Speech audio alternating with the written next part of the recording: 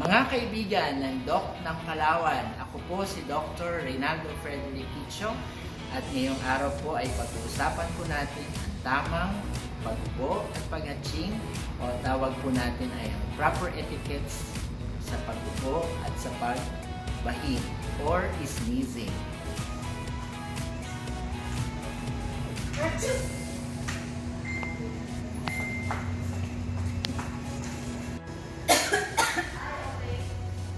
Tayo po ay umuubo at umahatching. Alam niyo po ba na pwede pong umabot ang ating mga mikrobyo na galing sa ating ilong, sa ating bibig na mga 2 metro hanggang 8 metro.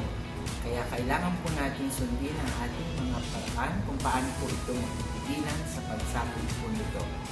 Kaya kailangan po natin sundin ang ating mga pamantayan o tamang pamamaraan o etiketa sa pag-ubo o sa pag-hatching.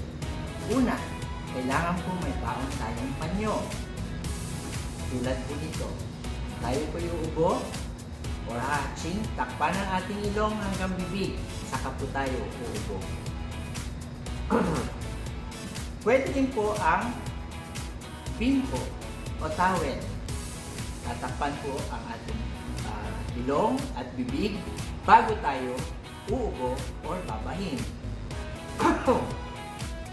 Kung wala naman po kayong panyo o kaya ay towel na baon-baon,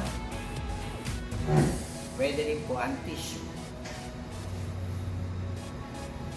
At saka po bumahin. Pag tatakpan na ang inyong ilong.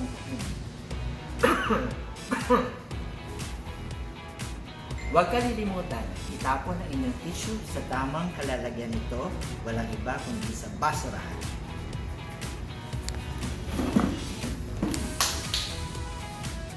Kung wala naman po tayong tissue, towel o panyo, pwede rin po natin gamitin ang manggas ng ating mga damit.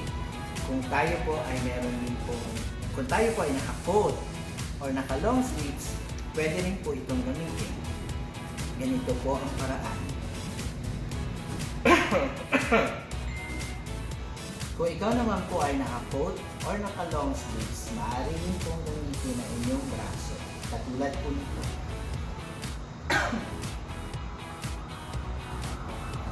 Kung ang suot niyo po ay sleeveless, pwede naman po kayong umubo or bumahin sa ganitong paraan.